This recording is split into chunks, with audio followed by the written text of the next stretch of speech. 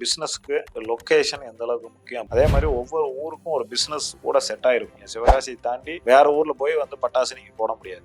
அந்த இடத்துக்கான support system கண்டிப்பா வேணும். உங்களுக்கு ப்ராஃபிட்டபிள் வரல அப்படின்னா லொக்கேஷன் அதில் ஒரு காரணமாங்கிறத செக் பண்ணுங்க. பெரிய சக்சஸ் பண்ண முடியாது. இல்லை ஒரு ஐடி பிஸ்னஸ் ஸ்டார்ட் பண்றீங்கனாலும் location is very very important.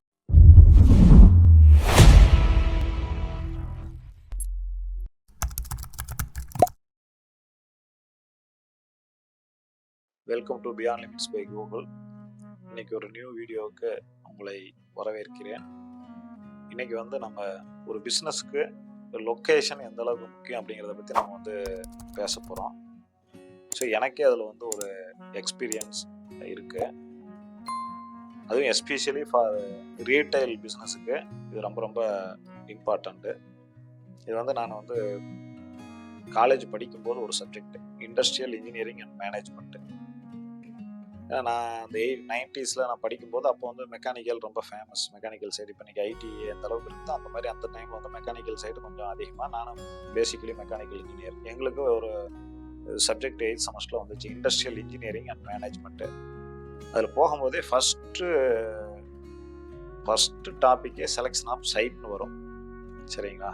Selection of சைட்டுக்கு வந்து என்னென்ன factors to be considered for selection of site அப்படின்னு சொல்லி வரும்.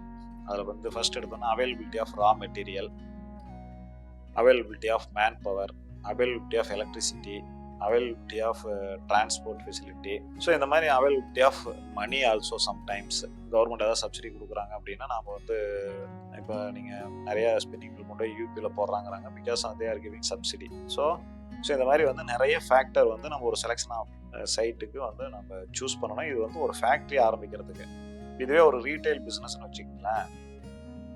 ரீட்டைல் பிஸ்னஸோட ஒரு ஷோரூம் இருக்குது அப்படின்னா அந்த ஷோரூம் எந்த இடத்துல இருக்குது அப்படிங்கிறத நமக்கு முக்கியம். இப்போ எங்களது வந்து ஸ்ரீதியா.comங்கிறது ஒரு ஸ்பிரிச்சுவல் இ-காமர்ஸ் ஸ்பிரிச்சுவல் ஸ்டோரு. இப்போ ரீசெண்டாக ஒரு 1.5 year முன்னாடி வந்து நாங்கள் திருச்செங்கோட்டில் ஒரு ரீட்டைல் ஸ்டோரை ஸ்டார்ட் பண்ணோம். அது சரி வந்து இ-காமர்ஸில் போயிட்டு இருந்தது. அது ஒரு வேர் ஹவுஸ் மாதிரி குடோன் மாதிரி வச்சு நாங்கள் அதிலிருந்து பொருள் அனுப்பிச்சிட்டு இருந்தோம். அப்போ கொஞ்சம் வாக்கின்ஸ் வர ஆரம்பிச்சிது. லோக்கலில் சரி வெளியூர்லேருந்து கூட வந்து நான் பார்த்து வாங்கிட்டு போகிறேன்னு சொல்லிட்டு நம்ம அந்த குடோன் வச்சிருக்கிற இடத்துக்கு வந்து வாங்கிட்டு போனாங்க. சரி நாமளே ஒரு ரீட்டைல் ஸ்டோரு ஸ்டார்ட் பண்ணலாங்கிற ஒரு ஐடியா எங்களுக்கு வந்தது. சரின்னு வந்து ஒரு சைட்டை வந்து கொஞ்சம் இந்த இ-காமர்ஸ் ஸ்டோரையும் ஒரே இந்த ரீட்டைலையும் ஒரே இடத்துல ஆப்ரேட் பண்ணலான்னு சொல்லிட்டு கொஞ்சம் சிட்டியை விட்டு கொஞ்சம் அவுட்டரில் ஆரம்பிச்சிட்டோம். ஆனால் அந்த அவுட்டரில் ஒரு கன்வீனியன்ஸ் இருக்குது. நீங்கள் கார் வந்தால் நிறுத்த முடியும், பைக் வந்தால் நிறுத்த முடியும். ஆனால் சிட்டிக்குள்ளே அந்த சேலஞ்சஸ் இருக்குது. பட் இருந்தாலும் எங்களுக்கு வந்து ஜென்ரல் வாக்கின் பீப்புளை அதை வந்து அட்ராக்ட் பண்ண முடியல.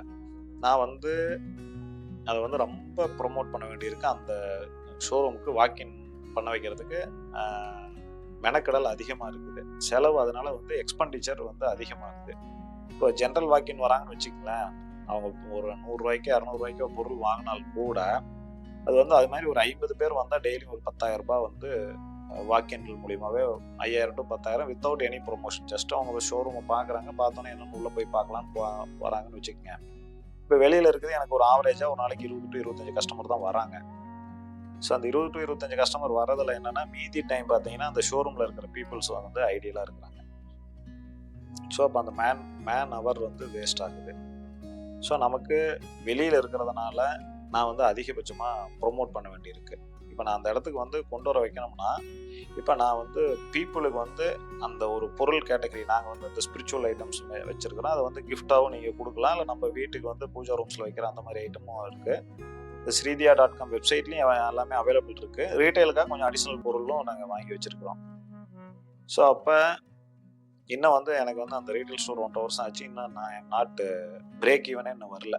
அந்த ஸ்டோர் வந்து இண்டிவிஜுவலாக நான் அதை எடுத்து பார்க்கும்போது ஏன்னா P&L பார்க்குறது முக்கியம். ஸோ அந்த ஸ்டோரை பொறுத்த வரைக்கும் இன்னும் நான் வந்து ஈவன் பிரேக் ஈவனே நான் வந்து அச்சீவ் பண்ணுறதுக்கு ஸ்ட்ரகிளிங் பண்ணுறேன். ஸோ அப்போ பிஸ்னஸ் ஆரம்பிக்கிறதுக்கு லொக்கேஷனுங்கிறது முக்கியம். அந்த இடத்துக்கான சப்போர்ட் சிஸ்டம் கண்டிப்பாக வேணும்.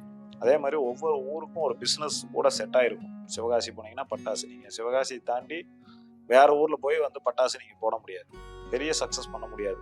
ரொம்ப ரேர் கேஸு. அது எக்ஸப்ஷனல் சக்ஸஸ் பண்ணியிருந்தா அப்படி இருக்கான்னு எனக்கு தெரியல. பட் வெளியூரில் போய் உங்களால் வந்து சக்ஸஸ் பண்ண முடியாது.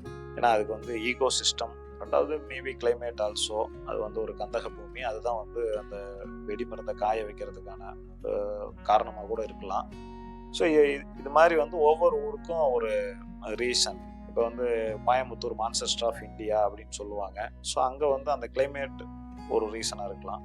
இப்போ பெங்களூர் இந்தியாவோட சிலிக்கான் வேலின்னு சொல்கிறோம். ஏன்னா அங்கே வந்து டெக் ஈகோ சிஸ்டம் கிரியேட் ஆயிடுச்சு. சென்னையில் கிரியேட் ஆகிருக்கலாம், ஹைதராபாத்தில் கிரியேட் ஆகிருக்கலாம், எங்கே வேணாலும். எங்கே கிரியேட் ஆகுதோ, யார் அது ஒரு ஃபர்ஸ்ட் மூவராக யார் எடுத்துகிட்டு போய் அந்த ஏரியா கிரியேட் பண்ணுறாங்களோ அது ஒரு அட்வான்டேஜ்.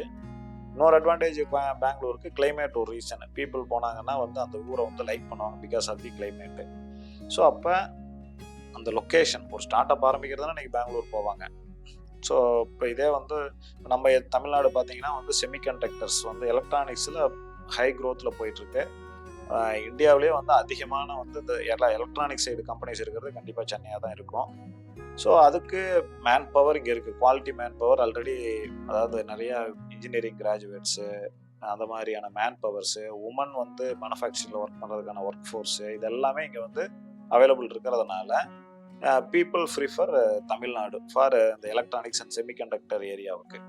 அதில் எஸ்பெஷலி சென்னை, அப்புறம் கொஞ்சம் மதுரை. இப்போ கூட வந்து தூத்துக்குடியில் ஒரு வின்ஃபாஸ்ட்னு வியட்நாம் கம்பெனி வந்து ஒரு எலக்ட்ரிக்கல் வெஹிக்கிள்ஸை வந்து இப்போ தான் எல்லாம் ஃபேக்ட்ரி ஒரு 1 வீக் 10 டேஸ்க்கு முன்னாடி ஓப்பன் பண்ணாங்க.